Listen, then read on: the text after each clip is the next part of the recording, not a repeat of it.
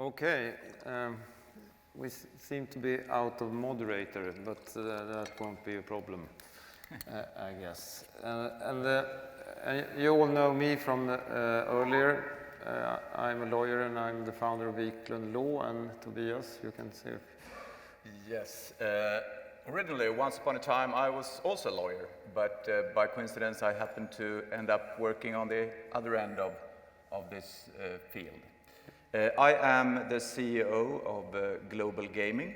Global Gaming is the company behind the trademark and the brand Ninja Casino. It has been a lot about Ninja Casino in the Swedish media, and the reason for that is simply easy.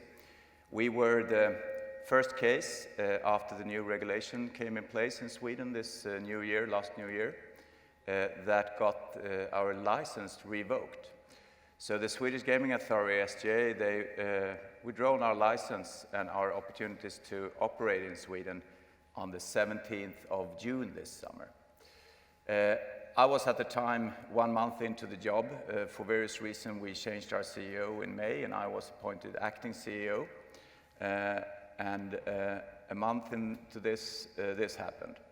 Obviously, that was a very shocking experience to us. But I guess I'm very biased in the case. Ola, I guess you are as well. Yes. But this is a very interesting experience.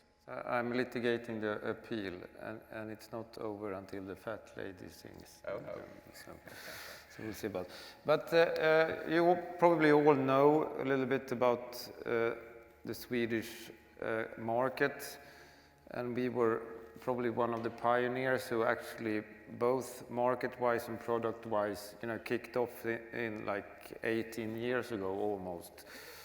Just after Gambelli, I think the major operators like Betsson and Unibet became listed on the stock market. And since Sweden had a very high level of internet penetration, over 90% early in the 2000s, the market kicked off quickly. And you have to understand that it's actually the Swedish monopolists who actually learned us to gamble. One figure which is pretty startling is that in 1999, ATG and Svenska Spel, who are the two monopolists, invested 100 million euros in marketing. And they kept on investing these amounts over the years under the pretense that they were doing social policy, because they wanted to channel the gambling from the so-called unsure and dangerous games of the private sector to their own games. But if you made a comparison between the games, it was exactly the same games for the purpose of gambling addiction and so forth. So that was a false argument, but it still is, and the revenues from the monopolists are still an important political concern for the sitting government. But as you all know, it took some time, but we did it before Germany, and we did it before the Netherlands, obviously. And so now we have a licensing system in place since the 1st of January this year. And what can I say about that? It started off, we have around 80 licenses granted, and when it comes to enforcement, we have around over 30 cases at the Swedish Gaming Authority. Most of them appealed, and they concern violations of bonus provisions and violations of money laundering provisions and violations of player responsibility provisions.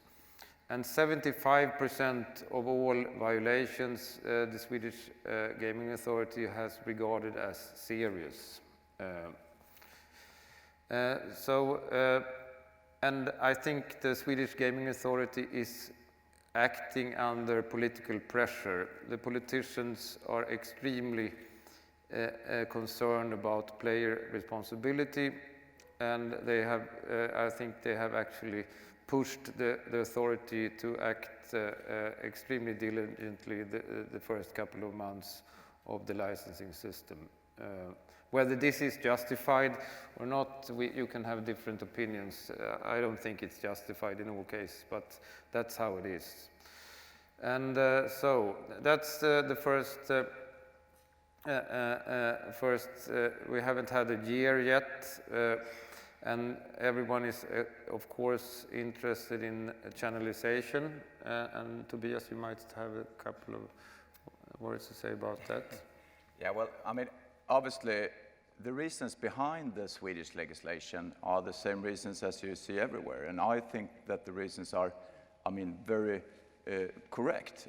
I was one of the people that absolutely supported that we were finally, after all these years, going to get a regulation.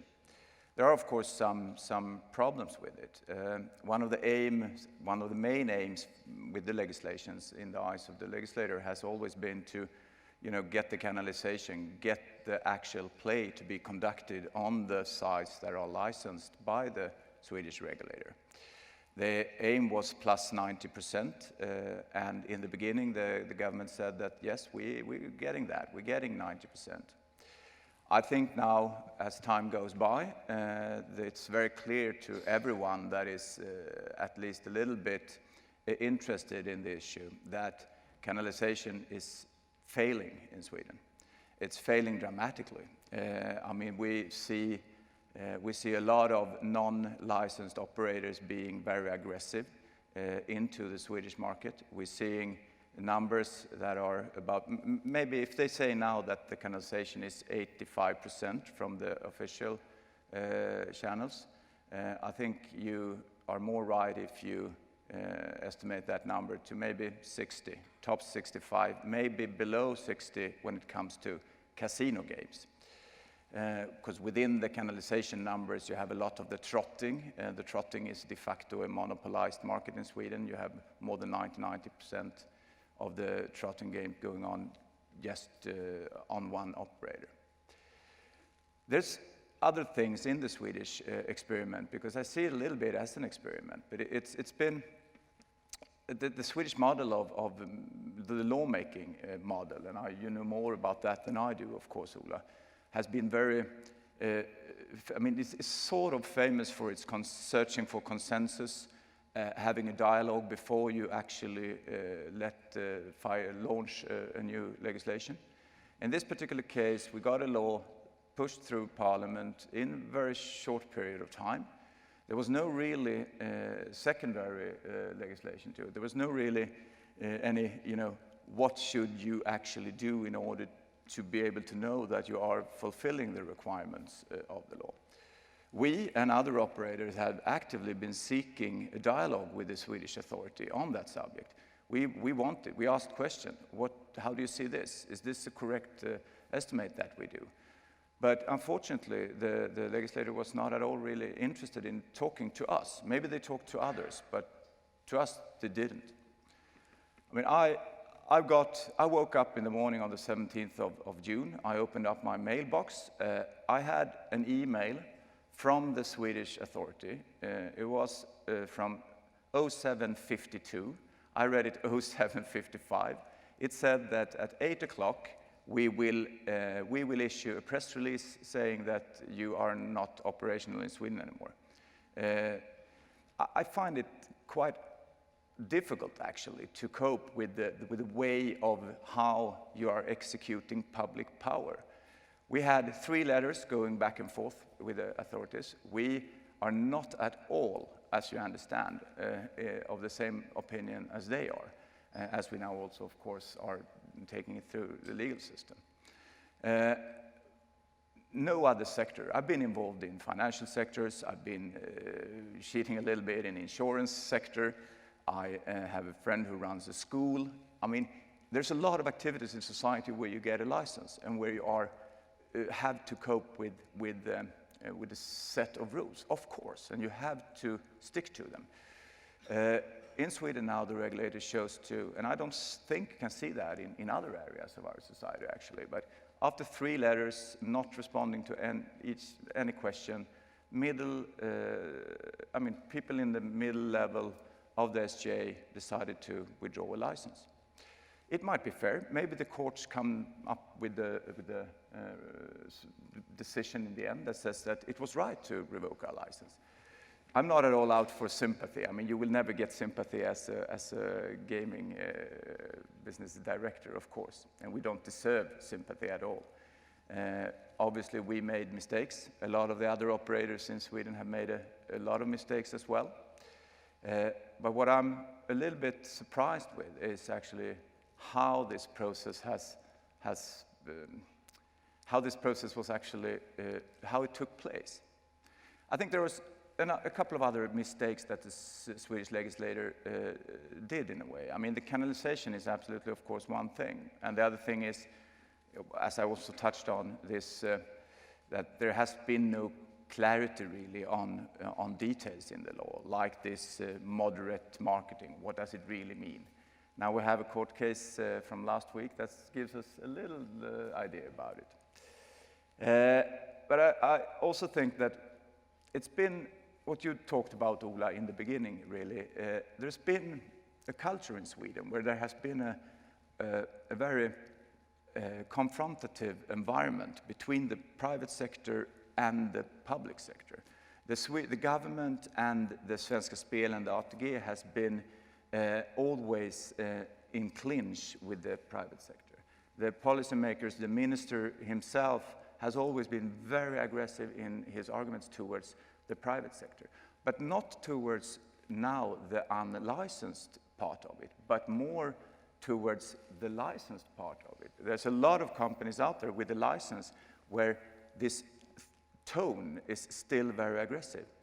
I don't have a license now, so I can speak about that quite open, but I know a lot of my colleagues they don't really take that debate because it's such a harsh environment, really. I think that is a mistake. But everyone thinks that in Sweden the rule of law applies all the time, but you have to understand that the government owns a competitor to the private sector, online private sector, and this competitor, they are really concerned with the revenues from this competitor. So at the same time as they are the regulator, and also the Swedish Gaming Authority is actually under the realm of the government as well. And there are some signs that the Swedish government has actually pushed the Gaming Authority in certain directions. And it's rational from the point of view of the government, because in this case with Ninja Casino, I think they took 20% of the market initially in January. And you have also understand that Svenska Spel, which is the monopolist, increased their market spending by 80% in December, January this year and last year. So actually, on the brink of the licensing system, the monopolists set the tone for marketing in Sweden. And as you know, these monopolists have invested huge amounts of money in the market before, during 2 decades almost. So then we have a situation that the monopolist actually triggers the rest of the market to man up. Now they have also to invest a lot of money, a huge amount of money in marketing, to be able to take market shares in the extremely important initial phase of the Swedish licensing system. And then what's happened, after 2 months, the Swedish minister, and he's the owner of Svenska Spel, he summons all the private operators, and he's berating them for investing too much in marketing. So actually, but then, and there were no questions allowed on this meeting. But one thing, one fact we have to take into concern, it's actually you who created this system. It was a unanimous Swedish parliament that actually voted to introduce this system. And it was you actually who controls Svenska Spel, who are, you know, the primary investor, you know, in the gambling market. So actually it's you who created this situation that we have in front of us. And you have to also to understand that over the years, if we go back to this marketing case, the legal concept is moderate marketing, and there is no case law, and there is no actually help when it comes to interpretation if you look in the preparatory works. So what is moderate marketing? And it's pretty obvious that the Swedish monopolists have violated, you know, the concept of marketing for many years. But now, one of the prime competitors to the Swedish government company, Ninja Casino, who took actually 20% of the market, was the one who they attacked, both with regard to revoking the license and also to sue them for violation of the moderate marketing. So you don't have to be a conspiracy theorist here to see that, you know, where they were leaning from the beginning. But as Tobias said also to the media after the judgment, you know, we are all looking forward, you know, to more legal certainty now when it comes to marketing. And I think the judgment went pretty far, but I'm not sure how quick the market will adjust to it. I have already seen some, you know, that they are not really adjusting to it. So we'll see how the Swedish Konsumentombudsman will view this. And at the same time, as I mentioned before today, there is a committee sitting considering legislation to restrict marketing in Sweden. I don't think they will go as far as they did in Italy to have a marketing prohibition. I think the major idea is to have a marketing prohibition when it comes to casino, online casino. That's the idea, because the Swedish monopolist Svenska Spel has said that it's okay with a marketing prohibition on casino. And then you think they are, you know, why are they saying that? Because they are making money. Because they can actually use their brand on the monopolist sector. They have still lotteries, as you know, and other products which is safeguarded within the framework of monopoly. So they actually use the monopoly to cross-sell, to cross-market their brand into all other sectors. So for them, it's not a big problem to have a marketing prohibition when it comes to casino. It's actually a competitive advantage for them to have that. And for that, this cross-selling and cross-substitution of the competitive sector, they have been, there's a complaint, very well-written complaint to the Swedish Competition Authority, and I think they will be held liable for breaches of the prohibition against abuse of dominant position in Sweden for that. So it's Sweden is not a banana republic, but there are some corruption going on in a sense. And I think, as we discussed before, and I know that's also the experience of the UK, it's difficult to have a voice, an industry voice coming through both the government media and also to find a voice that can actually establish the industry as a viable industry, taking social responsibility and being one of the good guys. So actually, the operators on the online gaming market in Sweden are not seen or on the bottom of the ladder, you could say. And they will never, if the government and the Swedish citizens nowadays are concerned, going to move up the ladder. And obviously, I think that is one of the key factors for Sweden if if this legislation has any potential to actually succeed. The intentions are very good, but if you can handle the canalization, if you can get away from the hostility between the former private, I mean, still private, but the unlicensed sector that is now licensed, and the government companies, in order to actually educate the players, to actually make it really clear to the players that it's a difference between playing on licensed and unlicensed. Today, the education is more about is a difference between playing at Svenska Spel and the other dirty and dangerous guys. So I think that is a vital thing in this. I also think, actually, and this I hope that other countries that are considering regulation are thinking of. I think it's important that you also have a B2B license, that you also can hold the providers of the games and the payment providers liable for the actual responsible gaming side of things. It's not only the operator that has to take that fight.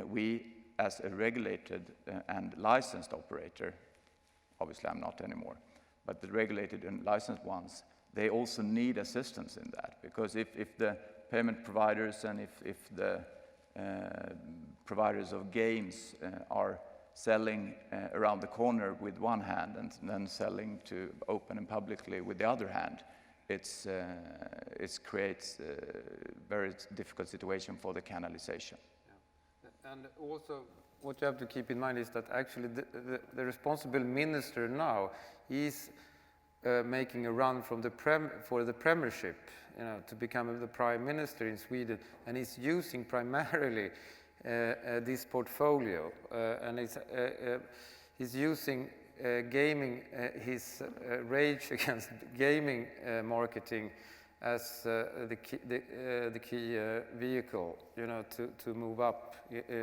in the party. And I don't know if the current Prime Minister would agree with you, Ola.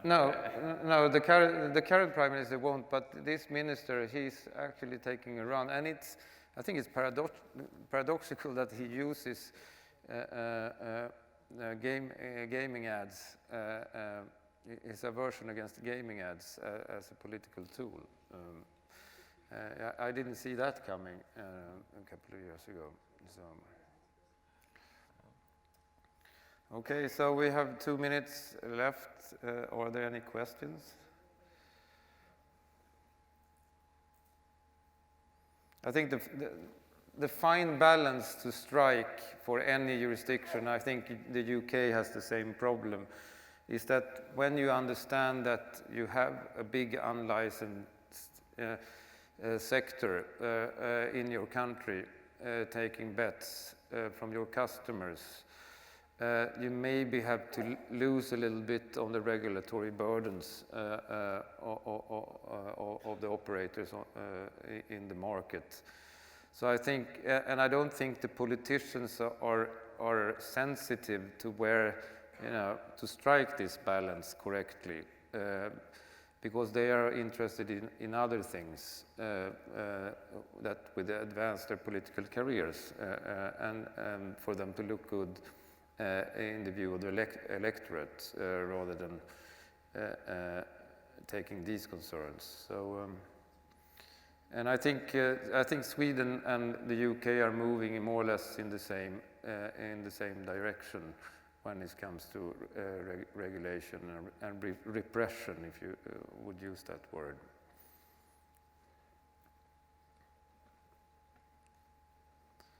Okay.